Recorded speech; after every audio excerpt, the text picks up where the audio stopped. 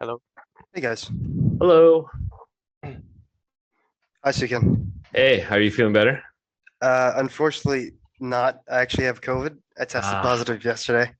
But yeah, hanging in there. all right, okay. Do your best. You totally could have emailed me and been like, "Hey, man, I got COVID. I gotta like, That's can we fine. postpone?" But hang in there. Okay, quick kind of agenda here. Bima, by the way, to give you context, remember when I was telling you that there was these guys that booked open office hours with me to kind of test us if we were like smart? These are the guys. Ah, Um, gotcha. so, um, okay, we'll do a quick round of introductions. I've talked to both of you guys, but for Brian's sake and for you guys, you can meet Brian. So do a quick round of introductions. We love for you guys to do a quick kind of like elevator pitch on kind of like what you guys are like working on. You guys are kind of like very new kind of in the idea. So I don't expect you to kind of a bunch of slides and stuff, but if you do, great. But otherwise, just like talk about it. We'll spend most of the time in discussion around just like what you guys are working on, just like digging into that. And then I'll leave some time at the end to kind of answer questions about program, like whatever you guys want. Maybe we'll start introductions on our side. Bima, do you want to go? Sure. If you guys know Hsu Ken, sounds like you guys spent a good amount of time with him. We're really similar. So we started our two companies together. Let's see. First company was a e-commerce company, raised $16 million, ended up selling it to eBay 5 years later. So great exit. Second YC company, same thing, raised money, also sold it. Hsu Ken then went back to Singapore. I stayed in the Bay Area, started a third company that's now a $2 billion company.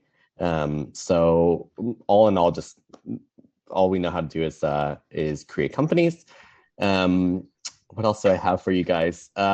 Love crypto, fairly degenerate, throw money at everything that's like an interesting project. And so excited to talk to you. Great. Good to meet you, Brian. Jean, why don't you go ahead with your intro? Let me just cuff. Yeah, sure. Okay, my name is Janeda Kasimov. Mainly, I'm a full stack developer, but for the last 3 years, I worked in the cryptocurrency field. Worked for the few companies like Centaur and HDX Exchange. I was a blockchain and smart contract developer and worked with an exchange systems. Well, Luc. Yeah, so I'm Luke. Before we started the company together, Jean and I actually first met in Singapore because of our wives. So my wife is from Kyrgyzstan, his wife is from Kazakhstan. They got to meet through like a WhatsApp group, and we ended up having, I think it was dinner or was it drinks somewhere. Something like that. Yeah, and we pretty much just hit it off. And then eventually, when I left my previous job, which was heading strategy at Gaji Gesa, which is an earned wage access platform in Indonesia, um, I had an idea or an inkling of an idea, and I hit up Shannon like, hey man, like I looking at something in crypto. I think we could do something here, we can build something. So Jan and I partnered up, and then we started the company back in March, which was working on a different idea. Prior to working on EWA, I used to be a VC myself. So I worked at a pretty large local shop here in Singapore called Vickers, mostly on the investment team side, although I spent some time on a portfolio company doing operations and finance. Yeah, that's pretty much it.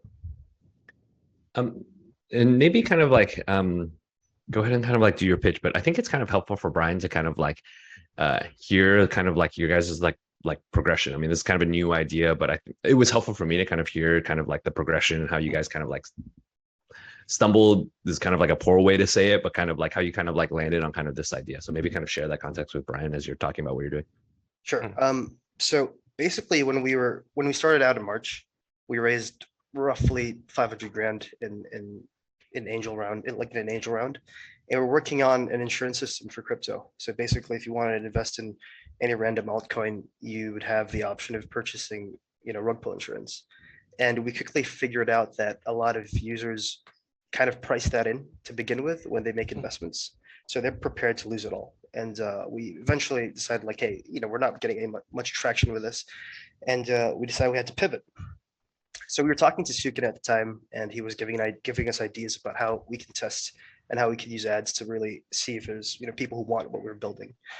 We did that, executed that, and then figured out like, yep, our suspicions are right, like getting traction on this is really, really difficult. And so I was laying in bed and I was like thinking like, God damn it, like I have to pay, the team next week. We don't have anything to show for this month. And I was like, yeah, I hate doing payroll. Paying for our team across, multiple countries, using PayPal, Wise, Revolut, whatever, fintech is really annoying. And it's actually quite expensive from a payroll perspective. We were spending up to 2% of our payroll just on fees. And so I was like, hey, like, why don't we just build something using crypto? Because we have one developer that we pay using crypto, right? So we have a developer, first engineer Adil. He's based in Kazakhstan. We tried to pay him through TransferWise, and unfortunately, his salary got blocked twice. And so he was like, man, like, why don't you just send USDC to my bank account, to my Binance account? So we did that. It was pretty smooth. And I realized, like, hey, if you do this at scale, the process of sending crypto and off-ramping it to whatever currency is probably not going to be as expensive as most fintechs charge. And so we pretty much ran with that, and we're on week 2 of trying to figure it out. Do you any clarifying kind of questions? No, great. Thanks for the background. I like both of the. I like cyber insurance and payroll. So now that you're not working on the first, happy to talk about the second. Yeah. I would say, like, in general, what we've sort of realized is that, like, this issue that we're tackling is really not an issue for most crypto companies, because everyone has a wallet, everyone has an exchange, everybody knows how to off-ramp and on-ramp. But for a lot of Web2 companies and a lot of normal people, but even like normal startups, nobody has a wallet, or like very few people do.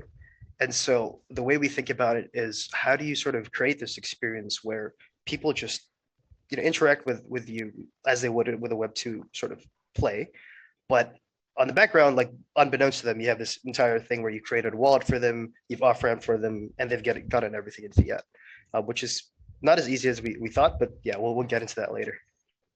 Yeah, totally. God, I feel bad like asking you any questions, because you're like, you just tested positive for COVID, and Brian and I have had COVID, and I feel like I'd just be in bed. So I just apologies every time I ask you a question. That's fine. Go ahead. Maybe share a little bit about, you guys are just like fresh kind of working on this, like, say, maybe kind of like share a little bit about kind of like where you guys are, how you think the product is going to work. Maybe we can kind of like tackle it from like that angle to start. Yeah. So Jean, maybe I'll start a bit on, like, Yeah, sure. the customer facing side, and then you can sort of tackle the technical part. But so we kind of tested this ourselves already. So we successfully on-ramped from USD to USDC, transferred it to an exchange, got an off-ramp to Kazakh tenge, which is actually much smoother than we thought. So we know how it works. The question is, can you do it at scale? And so the way we kind of envision it is, first, we essentially on-ramp through FTX using an OTC, and on-ramp a huge chunk of USD. Whenever a company sort of signs up with us, we create a centralized exchange account for them on the back end.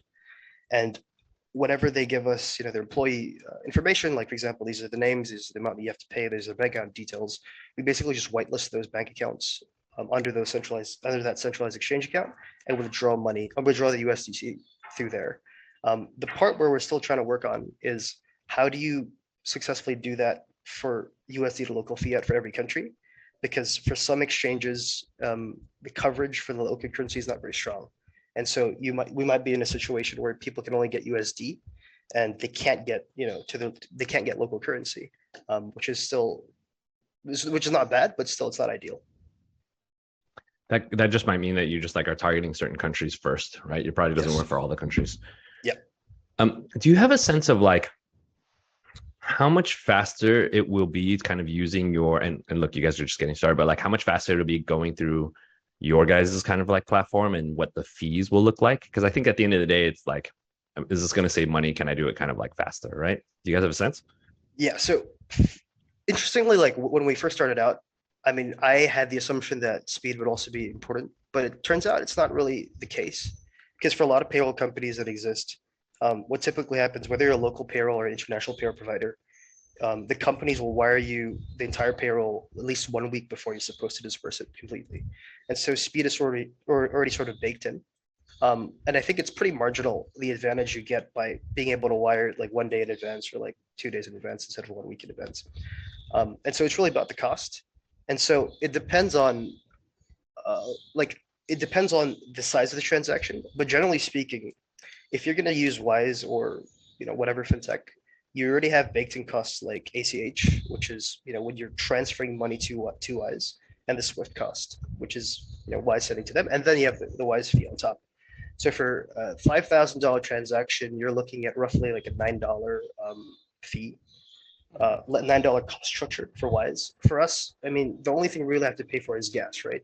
Because the on-ramp to on-ramp on an OTC is free. Like getting up to $10 million in payroll, like $10 million converted to USDC on FTX is completely one-to-one match. There's no fee for that. The gas is what you have to spend for transferring from FTX to like a different wallet. And then the other thing we really have to worry about is the off-ramp. So the off-ramp is the most expensive part, because depending on the country and depending on the exchange, the off-ramp can be pretty big. So for some countries, that could be 0.5% of what you're withdrawing plus a flat fee. It could be a flat fee itself, which is perfect for us, because if we're transferring in big amounts, then flat fees are the best. So it's really case by case. But the cost structure, I would say, we're still likely to be like at scale, probably at least 10 times cheaper. Be how much cheaper? At least 10 times cheaper, 10 times cheaper. including the off ramp. Let's break down those two things, because I think it's a good thing. So there's kind of like you were saying that gas fees. Okay, there's strategies to kind of like minimize kind of like the cost of gas fees, right? And then kind of like the strategies to kind of like minimize kind of like off ramp fees. I guess there's on ramp fees. Yeah, the on ramp is free. It's pretty much free. Okay. Because when you swap USD to USDC, it's 1-to-1. Cool. So just gas fees and then like off ramp, right? Yeah. And you're saying off ramp is kind of the bigger kind of like piece of that, right? Than the gas fees. What do you like? And this will take time to kind of like figure out and stuff. But like, what are some strategies to kind of like?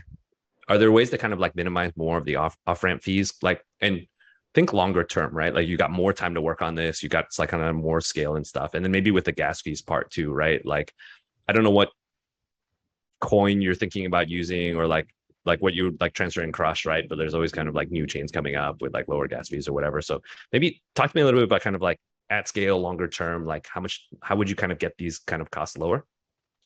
So gas fees they're pretty much, they're negligible. So like if you want to do a $5,000 transaction, I mean 5,000 USD or even 10,000 USDC, your gas fee is like 0.00012 or something like that on Polygon.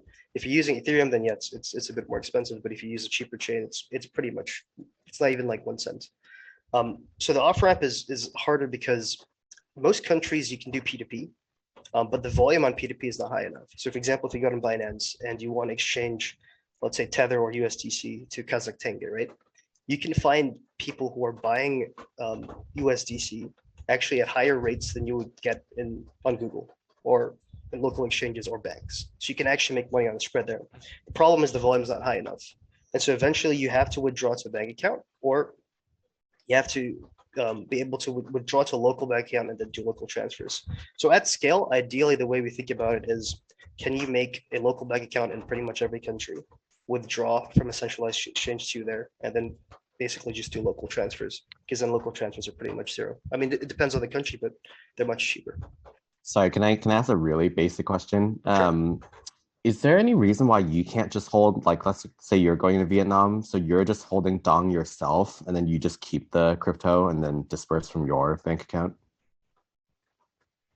Swiss. So is there any way So we can just... yeah, so basically the company is paying you and you're just holding crypto, and then you just take your bank account from Vietnam that has Vietnam dong or whatever, and then you pay out the employees or whatever. At scale, you could potentially. You're not actually moving any money. You just leave money there. Yeah, they're paying you for a service, right? So you're the ones that are holding all the crypto, and then you're just the one, and you can also hold Vietnam dong, right? And you know exactly how much, right? Yeah, like you need to pay out. That's true. So eventually you would want to have a local entity and a local bank account and like local currencies to support that. But that's like not like it. Like that would be the ideal case, right? Because then you just have to do local bank transfers everywhere. Yeah, but it's not that you have to do the conversion to local currency. It's just you have a lot of local currency. And so you can just pay out from your bank account, and then they are paying you in crypto. You're paying their employees in local currency. Yeah, but they Actually, have- that's gonna be great in the future, but right now, for the next half a year, we're thinking about the cryptocurrency because we don't have such amount of fiat, local fiat. Yeah. You also have to top up every time, right? So every payroll, you have to top up Yeah, the dog and account. it will cost a fee. But later, when we'll have, for example, 10, 20 million revenue, we of course will go and think about that case. But right now, we just can't afford that because of the fees that will cost us all the transfers from the cryptocurrency and buying the local currency in all countries. What? Sorry. What are the fees if you're holding? If you yourself are okay, like we have a U.S. bank account, we also have a Singapore bank account, right? And then if we wanted to pay a bunch of like Malaysian people, right, we'll probably just open like a Malaysian bank account, and the only fees that we incur is just the transfers between Singapore to like Malaysia. That fee, I assume, is lower than the fees of you guys doing it via their money. So maybe talk to the. Yeah, I can tell you about one case. For example, in Kazakhstan and Kyrgyzstan, if you will try to transfer Singapore dollar to Kazakh tenge or Kyrgyzstan, actually whatever they have, it will cost you about 5% of the transfers. It's the fee. I see. Okay, so that's higher than the fees that you guys currently incur if you. Yes. Okay. Yes, if we will just transfer it from Singapore dollar to any bank from other countries, like in Russia, Kazakhstan, Kyrgyzstan, it will cost us more than if we will just transfer, say, cryptocurrency. Okay, got it. Cool. Wait, I think it could be my. I mean, I was thinking. Yeah. I was thinking. I took what you said kind of like a different way. I think one way that you guys could do it, and look, maybe this isn't the first thing you guys do or anything like that, but I'm trying to kind of think at scale. How do you kind of like look? I think Wise is like all these transfer guys. Their margins are like pretty like Super thin, low. Yeah. right? Pretty thin. So I'm like, how do you fatten up your margins long term? Like, right? So I think the thing that Brian is kind of saying, which I think is a pretty good idea, is that yes, in the beginning you're not going to do this, right? Okay. As you kind of get more, you can identify kind of like high traffic pathways. Your users are transferring tons of money from Singapore to Malaysia, or I don't know, Kazakhstan to kind of like Singapore, whatever, right? And you can basically do the math and be like, hey, we can just leave money in the bank account in Kazakhstan. And so when we get a request to move money from Singapore to Kazakhstan, we just actually move the money from Kazakhstan, right? You could.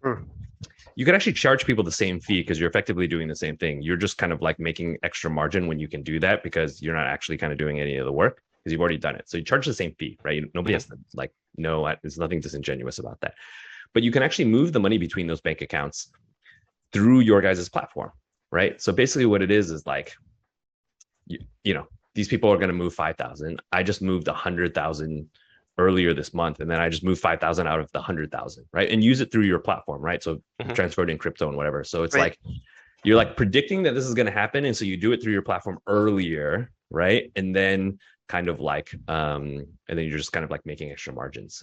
So it's just like a strategy you could use to kind of like fatten profit margins as you're kind of like going through, right? You can, and right, you're gonna have to be efficient on like where do you leave the money, so you don't leave money in places that you like don't need it, and then you have to incur fees to kind of transfer it to somewhere else. But you can kind of be smart about it and kind of like do it that way. Pimo, is that kind of what you were thinking? I think so, but not an expert on this one, so. Yeah, but that makes sense. It's actually a remittance technique called pooling. So a lot of remittance companies do that. Yes. And so that's definitely viable. And again, like going back to what we were talking about, like if you would want to have a local bank account in every country to facilitate off-ramp and then transfers. Like that would be ideal. Because really what we're competing on is transferring money from one country to another, right? Like that's the main like core value prop. And I 100% believe that Wise is basically doing this, right? They're just, their infrastructure is just more costly, but they definitely do this. I mean, they have bank accounts in every Yeah, other they have. countries, and they transfer and they kind of do all that stuff. And I guarantee they're doing this thing too, where they're like, I transferred money from Singapore to the US, but they're just moving the money that they have in the US to wherever it is, right? And then save on kind of like whatever. Okay. Yep. Let's, Bimo, I'm going to leave this one kind of aside. Okay. Talk to me about kind of where you guys are thinking about who you're kind of thinking about targeting first from like a customer standpoint, right? So not everybody needs this equally. And so do you guys kind of have a sense of like, who do you want to target first? How are you going to reach them? Just kind of like thoughts on that. Like ideally, we'd want to target people who are like us, because like for me, like as a CEO, like it's really painful to do payroll. And so ideally, we'd target companies that are similar to us, who have, contractors pretty much in pretty esoteric countries. And I would say like we'd probably start with a lot of companies like that, but eventually we'd love to be able to target like a much broader type of company. Like, yeah, to begin with, like pretty much companies like us. So selling to startups, selling to people with distributed engineering teams. It's not that difficult too, because essentially what you do is you look at developer communities on LinkedIn. So for example, if you wanted to sell some more companies that were outsourced in Kazakhstan, we pretty much go to our Kazakh engineers and say, hey guys, where do your engineering friends work at? Like are they working for a local company or international company? If they're working for an international company, which company are they working for? And that's how you source like a lot of startups that are hiring them. So that's pretty much like the way we think about it. There's like another way we can do it as well, which is a bit more manual and doesn't scale, but it's important to do things that don't scale, like the YC guys say. And that's really just like going accelerator by accelerator rate. So you go to accelerators like Antler, EF, whatever early stage VC fund. You look for the companies that have outsourced hiring to India or like Indonesia, and you basically target them. Got it. So your two kind of like early kind of attack vectors or wedges are go to kind of where the engineers are. So almost start from kind of the end user and go to them, try to kind of eat up into what companies they are. And then the other strategy for the other side is you can go to accelerators like us and like VCs and people and kind of see who they're investing in. And then I guess just ask around for like who has kind of remote teams, how are they doing it, and eat that way. Precisely. Okay. Again, I know you guys have just kind of started working on this. Have you guys kind of had any initial conversations with people? You were saying that you were trying to do it with your own payroll. Have you guys kind of like tried this? Have you guys started talking to anybody about it? Well, we've tried it with ours and it works. But with other people, not yet. Like I think there are a couple steps we have to get through before we can properly sell to another company. One is like being able to get their employee data in a professional manner. So like we could start like just getting employee data on a Google form or an email, which is it's not the best, but we could definitely do that. But yeah, I think there are a couple steps we have to get through before we start selling. But I wouldn't mind doing things in a very hacky way and just sort of it's almost like doing a puppet show where people think there's like a real thing that's going on, but you're actually just doing everything manually on the back end, which is probably what we're going to do for MVP, honestly. We're not going to do anything automated to begin with. We're just going to manually like on-ramp USDC, send it and whitelist addresses and send them one by one. That's probably what we're going to do to begin with. Got it. Okay, so you need to get kind of in, I guess maybe I'm just like, this is the start of it. Walk me through kind of like what you guys are thinking for like steps in the next, like, I don't know, like 2 months, right? Like, okay, you got this new kind of direction. How do you guys kind of thinking about it? And maybe we can kind of dovetail it into like, I mean, if we decide to kind of work together and stuff, our batch starts on July 4th. So like, what would you guys want to kind of like accomplish by like the end of like the next 3 months? Then we can kind of talk about how we could potentially help with that too. Yeah, so Jean, maybe you can start with the product side, but like maybe like a high level view of it is, first of all, we're mapping out as a team all the countries that we can do this where the off ramp is super cheap, and so we've pretty much mapped out US, Australia, New Zealand, Southeast Asia. Jean's working on Central Asia, Western Europe, Eastern Europe. We're really just looking at which countries we're able to operate in to begin with, and the plan is like first week, like this week and next week, to basically just do these manual transfers for our team. We were based in Germany, Kyrgyzstan, Kazakhstan, Philippines, Singapore. Prove that we can do it ourselves, and then basically, if we're able to do it, then we're just going to start selling to people. That's basically the idea. We're putting up a landing page later today, with like the details of how we're charging, like what we do, and basically just see like if we got any traction. I think by the end of 2 or 3 months, we probably should have a pretty automated system where people can just upload their employee information. On the back end, we'll map out like what's the best route for each country, and then manually or like automatically execute trades. Or automatically execute trades and transfers through there. Jean, maybe from like a more technical perspective, you can explain what we will do. Okay, yeah. I can tell you what we actually targeting in this next 2-3 months. From the HR perspective, let's do it. I will explain how it actually goes. You're signing up. You're a new customer of ours. You're signing up to our website, and you see the sign up application where you presenting us the information about your company. So we will know that you're actually the legal company that we can trust, and we actually can work with you and transfer all the money to your employees. After that, when we will check it out, there's going to be another page where you can download all the information about your employees, like bank accounts, name, date of birth, and other stuff. Everything will goes to our database that will going to be encrypted. So it will be less a chance that someone will hack the information and will use it for against us, or of course against our employees or customers. After that, the smart contract. After that, the money will come to our wallet when the HR will actually choose to whom and how much he's supposed to pay, because there can be situations when the employee being fired after the months when they sign up, and maybe there was a changes in a salary and etc. So before he will send, he can check all the data before in the whitelist before we'll send it. Then he approve it. The smart contract will do all other steps. Transfer, buy, and transfer again to the local fiat.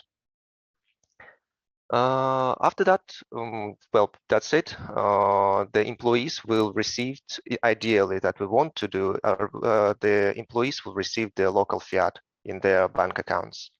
So technically, mostly that's the main step that we want to do, and make it all automatic.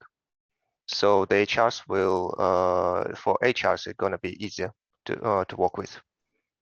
By the way, just for like an interesting point we also found out recently is that especially for the target audience or the target customer we're looking at right now, there's actually a possibility there where they don't want to receive local currency.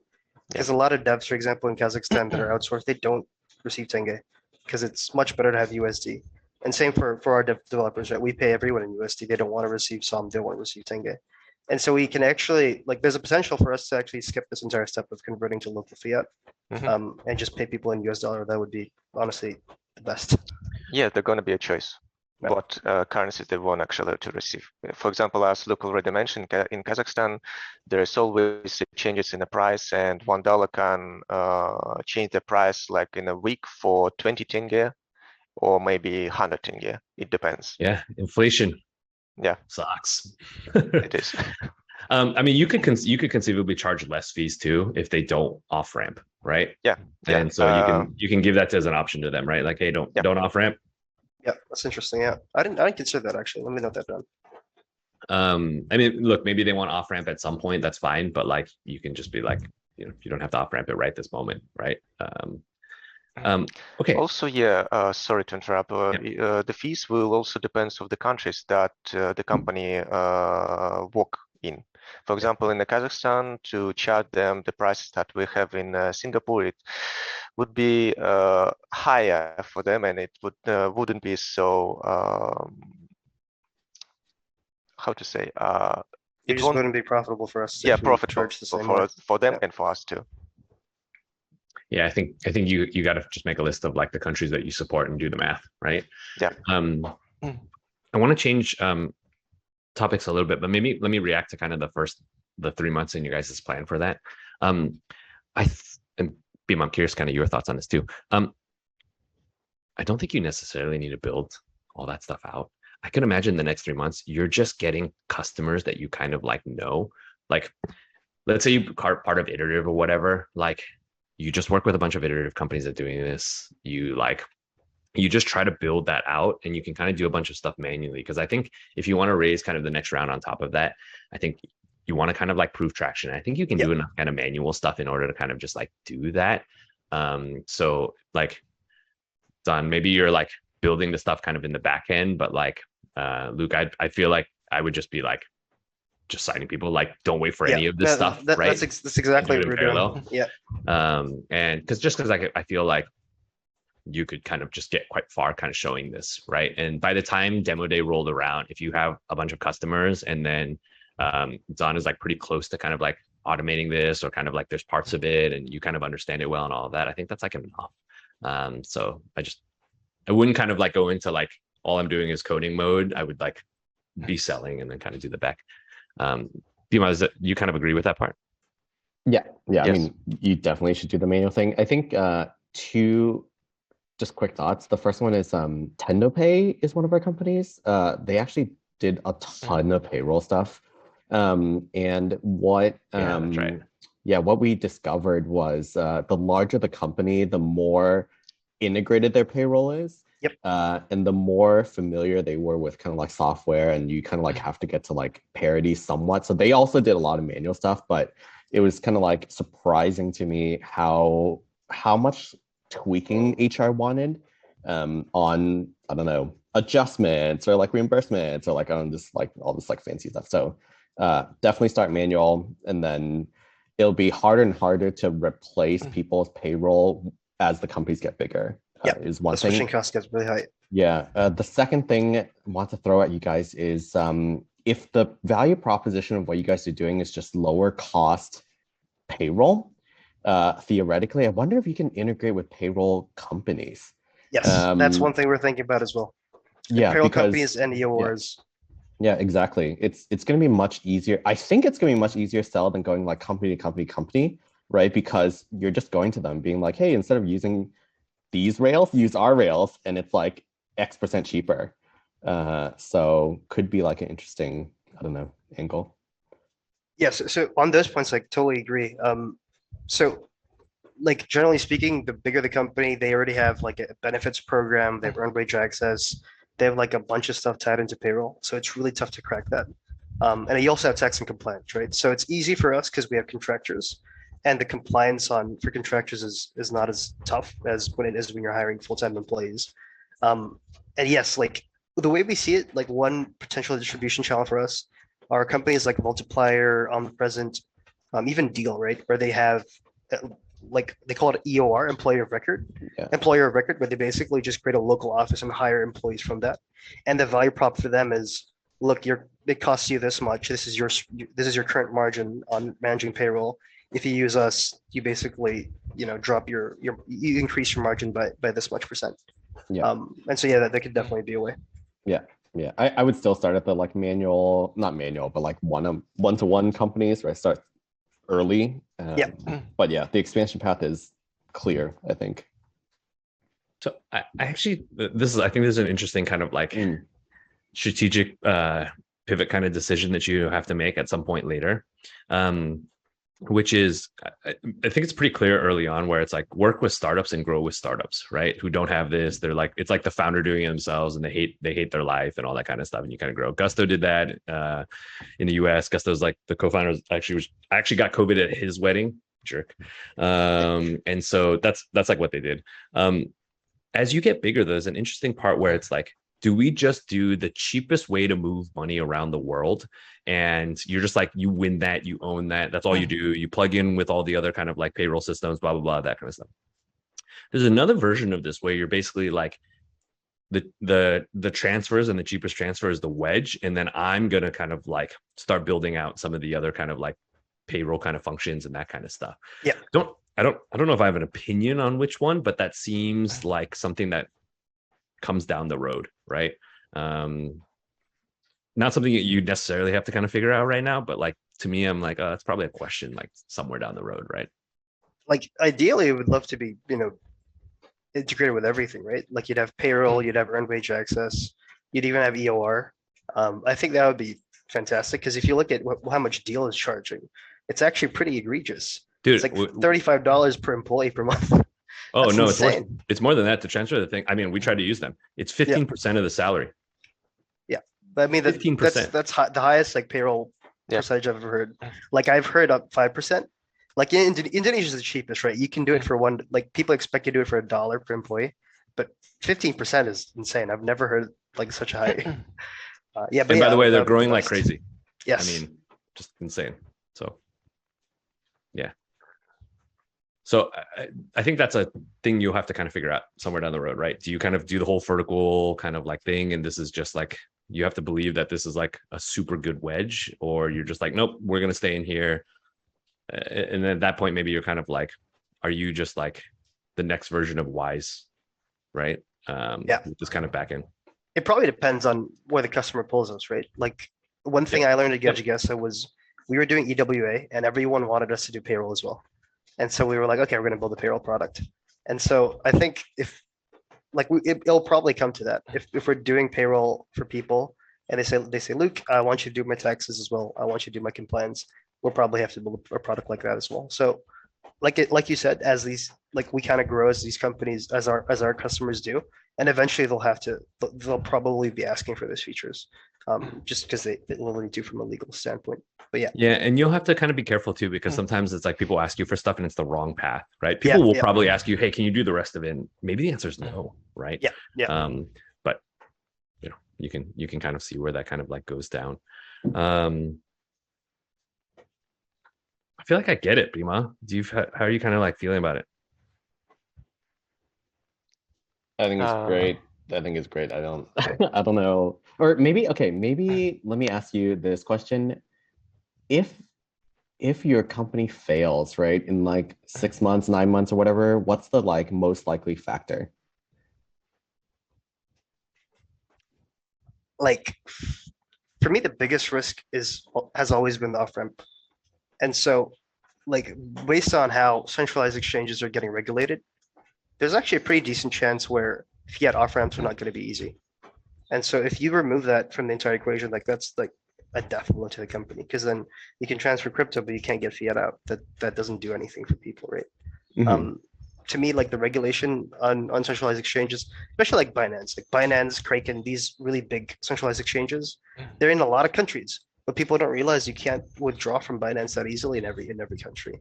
And do I expect that to get worse? Most probably, right? Like if they don't step up their KYC and AML, a lot of regulators are going to say like, yeah, you can't off ramp through fiat. Like that's why Binance got banned for a little while in the UK. You couldn't off ramp to GBP. So that would be a big risk. Although I still think there are ways to run out to get away from that, right? Like one thing you could do. So, for example, Wise, depending on the country you're sending from to the destination country, the fees can actually shrink. And so there could be a scenario where we off ramp in a country where the fiat off ramp is possible, and then we use like a normal fintech to send the money, and we probably still come out positive on margin. So there are ways to get around it, but like yeah, for me, like regulation would be the number one thing. I don't think signing up customers is going to be super difficult just because of the experience we've had. I think it's such a painful and annoying problem that I think there are other CEOs and other companies that would want this. Got it. 2 more questions. Why are you guys doing a company? Like, why did you start the insurance crypto one? Why are you doing this one? That's a great question. Jean, maybe you give your perspective, and I can tell a bit of a longer story from me. Can you repeat your question, please? Why did we start the company? Like, why didn't did we you just work at Google or something? Yeah. Well, I've been like my perspective. I've been a developer in the smart contract field, but I've always felt that I want to do something else, something more. And companies usually don't provide that solutions for your own.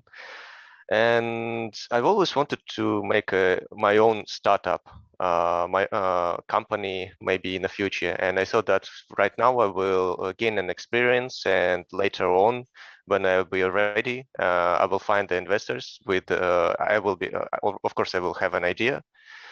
And later on, we'll start my own startup. But then, after working in a HDX exchange, Luke came to me with an idea, and he said, "Okay, I have a great idea." I listened that. That was actually great. I like that too, especially because I thought that a lot of people will actually be appreciated that they can save their money, even not thinking about that. Most of them actually ready to lose all their money. Yeah.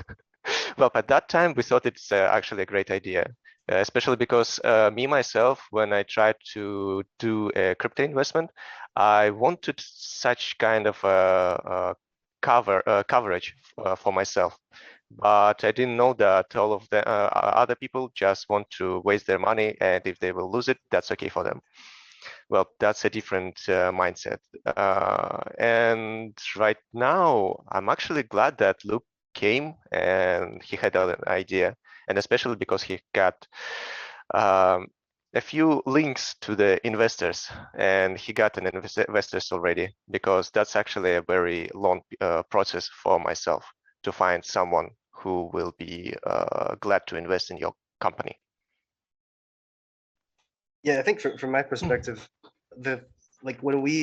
so I come back from Turkey. I went on a trip with my wife and her family. Came back. I was working at GetJuGuess at the time, and like frankly speaking, I looked at my ESOP, and we had just raised a round, which I basically, I worked on. I was the only one who was working on the round. We raised a 6 mil pre-series A from Mass Mutual and like a couple of other guys. I looked at my ESOP and I was like, hey, this isn't even worth like for me to become a millionaire, I have to like this our company has to become $1 billion startup. And I've joined pretty early. The amount of risk I'm taking is totally not commensurate with the reward that I can potentially get. And I was like, it really seems kind of unfair. Like the best way to probably make it financially is to start a startup. And so I felt that way privately. And then I was like, but like I don't have an idea. I don't have anything that I want to do, anything I want to tackle. And then I was trading on crypto like I normally do. And then I was like, you know what? It's really hard to find 100x coin or 1000x coin. So I talked to other crypto buddies, and they're like, yeah, it's very difficult. Discord's so annoying, blah blah blah. And eventually, through that journey, I figured out like, oh, people are like getting scammed all the time. Is there a way you can solve that? Because for me, I wanted to invest in a lot of coins, but I was scared of just getting rug pulled. And so it started with a journey of like wanting to make more money, and then looking at crypto, and then thinking about like how can I solve a problem for myself and for my buddies, um, raising a bunch of money on that, and then realizing it doesn't work, and then yeah, pivoting to this new idea. So I think we've pretty much been through the gamut of different motivations. Um, I think for now, I would say the key reason is I'm just satisfied with building something that I can say we built, or that I played a part in building. I think that no matter where you go, whether you join a startup early or not, I feel like if you join a startup like before employee 10, then that's okay. But after employee 10, I feel like your chance to really say you were part of something great is not as high. So I guess that's one of the biggest motivations for us. It's just like we want to just build something super cool and say like, yeah, we built that. Cool. Second question is just funding history. I think you mentioned before you guys raised 500K. Was it like a $485,000 at a 3 million cap? Got it. And was it kind of like a bunch of angels, or did some VCs come in, or how did it work? There were VCs and angels. So Ratio Ventures, it's like it's actually a Silicon Valley guy who came over to Southeast Asia. He runs like a 10 mil fund. So Alex invested in us. Nua Capital, which is like one of the bigger VCs in Dubai. They're strategic because Dubai was starting to become a crypto hub at the time, and so we thought like it would be good to have them on the cap table. And we had White Venture Capital, which is based in Singapore, and then we had a bunch of people from Jeff Lonsdale, who's the brother of Joe Lonsdale. He used to run Founders Fund Southeast Asia. He was the MD here. Super early in Palantir, was a Clarion, very close to Peter. Yeah. Gary Teal. So super strategic guy because we wanted to raise US VC money as well in like in our future rounds. And then we raised for like a bunch of angels from B Capital Group, Vertex Ventures, so some VC profiles. But really, the guys who have done the most for us are the current slash ex founders. So we raised from Spenmo, so Mohandas and Jack came in, Matchmove, which is a fintech company in Singapore, Iowa, which is like an e-commerce company in Dubai, and I'm missing one more. Oh yeah, Brian Koo, ex co-founder of Gojek, started Sarasuki, so he invested together with Angela, who's like the chief strategy officer. So really, like a bunch of VCs, a bunch of angels who work at VCs, and a bunch of like CEOs slash executives at the sort of companies. Awesome. So again, I don't have any more questions. Do we want to flip it? Okay. Yeah, that's just good. Let's 12 minutes left. So typically we like to give people 10 minutes. You guys get more. Perfect. Jean, look, I've done my due diligence on both Brian, Hsu Ken, and Iterative. you tested me in an office hours. Hey, you know, like honestly, I just love the candid advice. And like privately, we were feeling that way. We were privately feeling that, yeah, we have to pivot, like this idea is not working. But for someone to say like, yeah, don't ask me if it's going to work, just test it out and run ads and really provide tactical advice. I thought that was just super valuable. And I was like, yeah, this is like the sort of advice I get from our angels who are CEOs. But like I told you, Hsu Ken, I can't bother those guys because they're running their own company. And so I like whenever I send my monthly investor update, I get a response from them and I get tactical advice. But I can't like bother them week to week or even day to day, right? It's just not possible to tell me to just like, yo, Luc, you got to figure this stuff out yourself. But yeah, like Jean, I've done my DD on the guys and I think they're great. I think Iterative is a good program. If you have any questions for them, go ahead. No, actually, I don't have right now questions.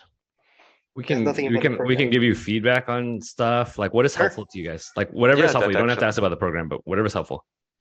I think, okay, let's start with feedback and then we'll probably drill down to more pressing questions I have in my mind about like, what to do next. Anyone, do you want to start? You want me to start? I can start. Yeah, So okay, I think what you guys are doing is very interesting. Someone needs to do this anyway. The like on-ramp, off-ramp thing can be solved. We've invested in multiple crypto companies in LATAM that have done this. So I think everything can be solved. Someone just needs to go do it. So I think it has the nucleus of like a very, very interesting company. The other interesting thing is like everyone's just really expensive, right? Like Deal's really expensive, as you know. And so coming in as like a low cost provider type of thing is just makes sense. I think the challenge is probably going to be honestly like trust, right? Like as you scale your company to like when you, I don't know, Mohandas will trust you guys because he's like a friend, but like think about the like, I don't know, Gojek guys or not, I mean Gojek's probably like a wrong thing here, but like just bigger companies that want to go payroll through you, they'll want the like trusted brand, lots of like, I don't know, hand holding, whatever, right? And so like you'll probably reach a cap where people are going to be like, I want more services, I want better, I don't know, payroll integrations, I want a account manager that's holding me through. So like that's the part where I think you guys will reach some cap, but like all that to be like worked through. So I don't know, I think it's a good business. You guys are obviously very smart too, and so yeah. Thank you. I think Jean's smarter than I am, but that's what happens when you're an engineer, and I'm just a fake engineer. Yeah, we just have our own fields. It's a good way to say it. So I think feedback is similar. Maybe I'll kind of say it a little bit differently. Somebody's doing this, right? Like, I mean, as soon as I kind of like before Web3 was called Web3, it was like clear to me that like, I mean, I just always am pissed when I'm like trying to transfer money from US to Singapore and it takes 3 days and costs me like whatever and like $20. And I'm just like, this is ridiculous, right? Someone's going to do this. So then the question is it going to be you, right? And that comes down to just like execution. And I think more sales and customers and all of that than kind of like the technical stuff. Like the technical stuff is important. You got to do it. And like, okay, you can definitely kind of mess that up, right? But the technical stuff is like, the feedback loop is really tight, right? It's like you can build a thing. Okay, how much money did that cost? Okay, you build it again. You can like change parts of it. Okay, do we lower the price? Like you can kind of, it's an engineering problem, and it's a nice engineering problem actually, right? And so you can definitely mess that up. But I think the person who, I think there's going to be a set of companies who figure out the engineering part, right? So I think it's going to be hard to kind of be like, oh, like our solution is like significantly better in this kind of like backend than kind of other people. I think you got to like, just, you got to be on par. It's got to be good, that stuff. So the next trick is like what Brian says on the customer part is like, can you get people to trust you? Can you eat up the stack? Okay, who can kind of like get startups first, then grow up, and then this pivot conversation around, do you stay as kind of just a payments layer, or do you kind of do this full suite thing? Which one of those ends up being the right solution, right? Is the end winner kind of like which side, kind of like that kind of stuff. So I think like that's actually gonna, I think that's gonna be where the game like is won and kind of like lost. You can lose the game because your tech sucks. I don't know if you can win the game because your like tech is good. So I think it's kind of like this other pieces, right? That's a good point. Like Wise didn't win because like they're like tech was better, right? Yeah, that's true. I mean, it is. I mean, it's good. It's fantastic. Like, you know, all that kind of stuff, right? But they won because of, I think, a bunch of this other stuff. So I think that's the game. But it's all in front of you guys, right? Like the game just started. You get to play. Like, see how you got to get to play, right? And so, yeah, I think this is one of these ideas. I think it actually works better. The company is likely to come out of like, okay, maybe this changed with kind of like COVID because there's more remote teams in the US, but I could see this company coming out of Southeast Asia or Latin America because these companies in our region have kind of had to be kind of like international from like a very early stage. We're just used to it, and Americans are just not used to it, right? So maybe this changes because now with remote and Americans are kind of hiring people everywhere, but I could just kind of see it. So we still don't really do international payroll, and so we're like in a $2 billion company. On the like LATAM side, most people just pay everyone out of Brazil, and so also don't really have to deal with this problem. So Southeast Asia, I think, is very, very particular, very unique. So yeah.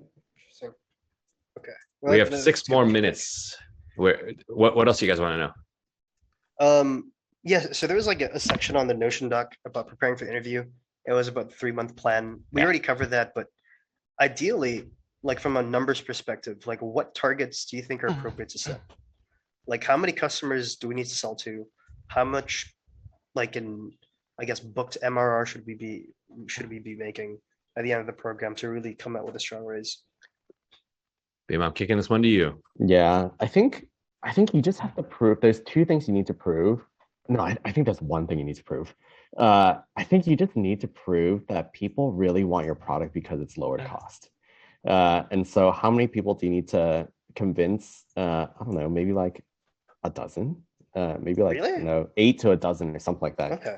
And then to do, I think, a substantial raise, because I feel like you have lots of analogies to this like working, right? You have deal, you have multiply, you have all these guys and stuff, and you're basically like, hey, this is a really big pain point. VCs will kind of like get that, and then you just need to convince them that people think that you're lower cost and just like worth it. So I think structurally the company is has all the parts to convince investors. You don't need to show, or you should definitely grow. Just let's make sure I put that in place. But I just don't think you need that. You don't have to be like crazy consumer growth to get people to be interested. Gotcha. Okay. Probably on a more tactical or a more personnel perspective. Besides like getting everyone to like we're basically getting our landing page done today, and we're going to publish it, and we're going to start trying to sell based on that to people we know. What do we have the engineers do? Because like you said, there's not really a need for them to build anything technical. Like they're already mapping out like the cheapest routes from country to country anyway. And so I don't think there's much work to do for the engineers. Like what would you say is like a good way to get people to have them stay motivated on building this while, I don't know, deploying them on something important? Like what would be, what should we tell them? maybe I have a kind of a take on this. Okay. So I don't think engineering is the blocking kind of like factor here, which Yeah, doesn't mean that exactly. which doesn't mean that there's nothing to do, right? Okay. So I think the blocking factor is getting customers and kind of all that kind of stuff. But I think obviously you can kind of get started on kind of building parts of this, right? So to me, maybe how I would think about it is rather than think about building this like big monolithic kind of like product, what are the different parts of the product and which parts kind of like do you need to de-risk the most, right? So you have this whole kind of financial stack that you have to kind of build around transferring and all of that kind of stuff. First things first is like, can we kind of like de-risk that we can kind of like build all the parts and kind of hook them up and all that kind of stuff. The other thing then I would kind of think about too is, and you don't have to build everything to de-risk it, right?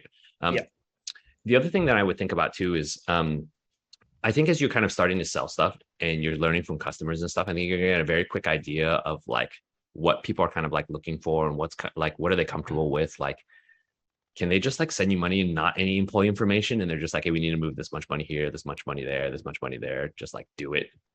I mean, on some level, you could imagine that it's like actually is no kind of employee. It's just like 5,000 Kazakhstan, this bank account, 5,000 Philippines, this bank account. Like, and you're just like, cool. So, but that does sound like we're running into AML issues, possibly like down the road. No. And what's AML? Anti-money laundering, because you need to have some level of KYC or like information when you send. Later down the road, right? Well, later down the road. Later down the road, right? And then I would kind of think maybe about like, where do you think the first bottleneck is going to be? And then you could potentially kind of like start kind of like working on a solution for that. But I think what I'd be careful of is overbuilding, because rubber hasn't met the road yet. You don't have customers yet, right? So whatever you build now, you're assuming this is what customers want, but you could find something totally different. You got to like throw it away.